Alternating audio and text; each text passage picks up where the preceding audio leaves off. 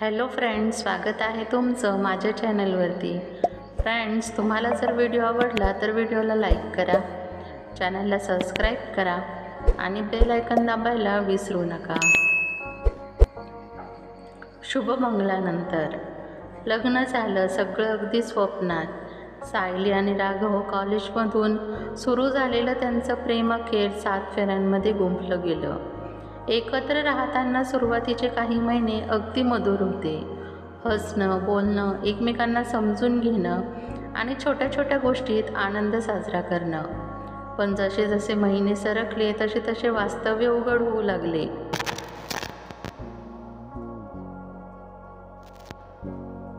ती भावनिक आणि थोडीशी संवेदनशील. त्या जबाबदाऱ्या, कामाचा ताणतणाव,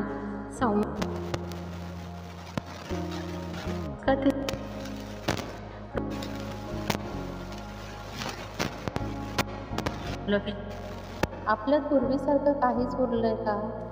राघवने फक्त एक वाक्यात उत्तर दिलं. शांतता येत. त्या रात्री सायलीने स्वतःशी एक निर्णय घेतला. ती काही काळासाठी माहेरी गेली. माहेरी जाऊन तिने स्वतःला नव्याने शोधायला सुरुवात केली. संगीत, लेखन आणि एक छोटा ब्लॉग. तिच्या स्वप्नांना परत पंख फुटले. तिचा आत्मविश्वास परत आला.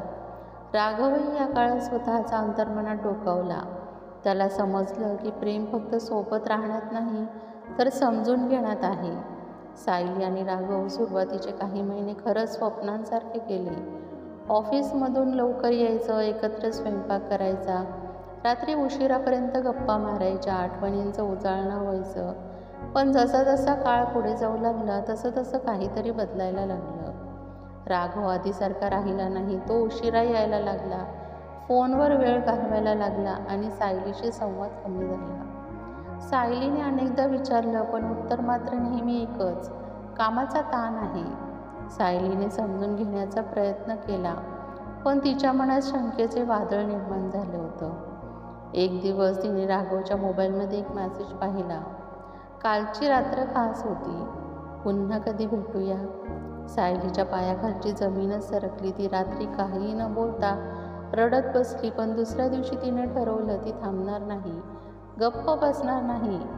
सायलीने शांतपणे राघवसमोर तो मेसेज ठेवला. राघव गोंधळलेला होता, काही बोलू शकला नाही.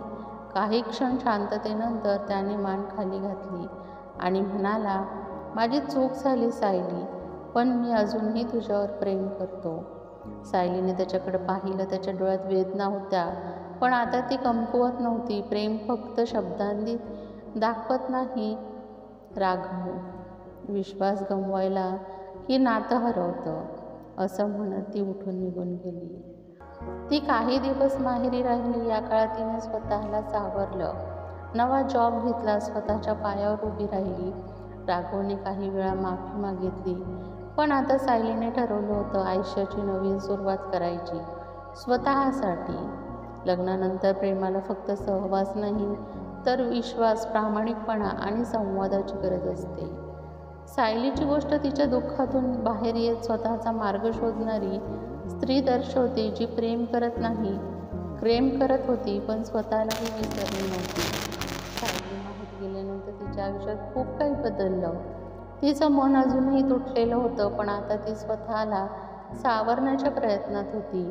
आईबाबांचं पाठबळ आणि स्वतःच्या इच्छाशक्तीच्या जोरावर तिने एक नामांकित इव्हेंट मॅनेजमेंट कंपनीमध्ये नोकरी स्वीकारली.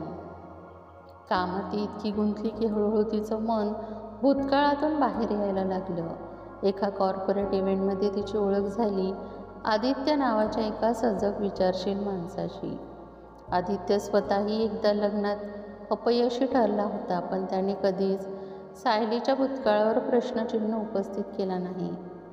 सायली आणि आदित्यमध्ये हळूहळू एक विश्वासाचं नातं तयार होऊ लागलं. ते फक्त एकमेकांशी हसत बोलत नसत, तर दुःख, अनुभव आणि स्वप्नही शेअर करत होते. एक दिवस आदित्यने सायलीला विचारलं, तू परत प्रेमावर विश्वास ठेवू शकतेस का? सायलीने काही क्षण शांत राहून उत्तर दिलं, प्रेमावर नव्हे, पण विश्वासावर जरूर. दुसरीकडे राघवचं आयुष्य एकाकी झालं होतं. सायली गेल्यानंतर त्याला कळालं की त्याने जे गमावलं ते फक्त एक पत्नी नव्हे तर त्याची खरी साथी होती. त्याने अनेकदा तिला परत येण्याची विनंती केली, पण सायलीने त्याच्यावर कधीही राग न धरता फक्त एकच उत्तर दिलं, आपण दोघं वेगळ्या वाटेवर निघालो आहोत आणि आता परतणं योग्य नाही. सायलीने प्रेमातले गमावलेले विश्वासाचे तुकडे उचलले आणि स्वतःच्या नव्याने आयुष्य उभारलं. आदित्यसोबत ती कोणतंही टोकाचं नातं जोडत नाही, पण एक विश्वासपूर्वक मैत्रीचा हात तिने स्वीकारला. कारण लग्नानंतरचं आयुष्य फक्त एका व्यक्तीशीच नाही तर स्वतःशी प्रामाणिक राहण्यात असतं. सायलीचं आयुष्य आता स्थिर होऊ लागलं होतं. तिचं स्वतःचं अपार्टमेंट, चांगली नोकरी आणि एक विश्वासार्ह मित्र आदित्य. पण एका दिवशी तिचं मन पुन्हा हलकंसं डोललं, कारण आदित्यने विचारलं होतं, सायली, आपण एकत्र आयुष्य जगू शकतो का? तो प्रस्ताव नव्हता, फक्त एक शक्यता होती. 2 जखमी जीव एकमेकांची सावली होऊ शकतील का, या विचाराने निर्माण झालेली. सायली गोंधळली. तिने मनात विचार केला, मी अजूनही राघवच्या आठवणींमध्ये अडकलेली तर नाही ना, की मी आदित्याला फक्त एक सावरण्याचं माध्यम मानते. ती काही दिवस पूर्ण शांत होती. आदित्याने तिला वेळ दिला ना, कोणतं दडपण ना अपेक्षा. त्या काळात सायलीने एक गोष्ट केली, ती राघवला शेवटचं भेटायला गेली. राघव आता बदललेला होता. त्याने सर्व स्वार्थ बाजूला ठेवून सायलीच्या निर्णयाचा आदर केला. सायली, मी तुझ्या सुखासाठी प्रार्थना करतो. तू जे निवडशील ते बरोबरच असेल. राघवच्या या वाक्याने सायलीचं मन शांत झालं. ती परतली आणि आदित्यसमोर बसून शांतपणे म्हणाली, माझ्या आयुष्यातली पूर्वीची सायली हरवली होती, पण आता जी आहे ती पूर्ण आहे. आणि हो, मला आता पुन्हा एकदा प्रेमावर विश्वास ठेवायचा आहे तुझ्यासोबत. कधी कधी आयुष्य दुसऱ्यांदा संधी देतं आणि त्यावेळी आपण थोडं शहाणं, थोडं खरं झालेलं असतो. सायली आणि आदित्यचं नातं लग्नानंतर निर्माण झालेल्या उरलेल्या अधुरेपणात नवी दिशा घेणारं ठरलं. कारण आयुष्य केवळ एकदा मिळतं, पण प्रेमाला दुसरी संधी दिली तर ते खरंच परिपूर्ण होऊ शकतं.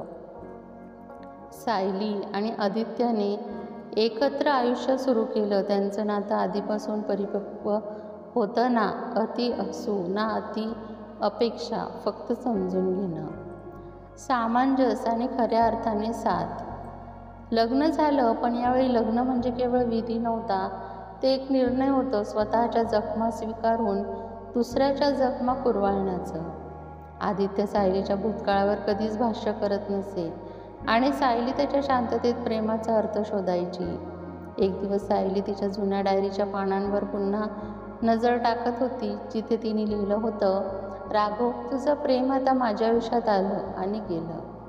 आदित्य, तुझा विश्वास माझ्या आयुष्याला नवा अर्थ देऊन गेला. ती पान मिटून आदित्यकडे पाहते. दोघेही टेरेसवर उभे. संध्याकाळचं गार वारं आणि हातात हात. सायली हसत म्हणाली, हेच असतं का रे खरं घर? आदित्यने हसून उत्तर दिलं, हो, जिथे भिंती नात्याच्या असतात आणि छप्पर विश्वासाचं. सायलीचं आयुष्य एक वर्तुळ पूर्ण करतं. प्रेम, फसवणूक, स्वतःचा शोध आणि अखेर शांतता.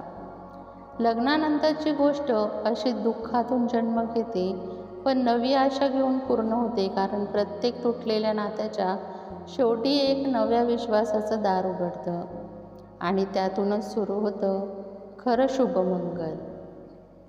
फ्रेंड्स, तुम्हाला हा व्हिडिओ कसा वाटला हे कमेंट बॉक्समध्ये नक्की सांगा. तुम्हाला जर व्हिडिओ आवडला असेल तर व्हिडिओला लाईक करा, चॅनलला सबस्क्राईब करा आणि बेल आयकॉन दाबायला विसरू नका, जेणेकरून सर्वात आधी नोटिफिकेशन तुमच्यापर्यंत पोहोचेल. व्हिडिओ बघितल्याबद्दल धन्यवाद.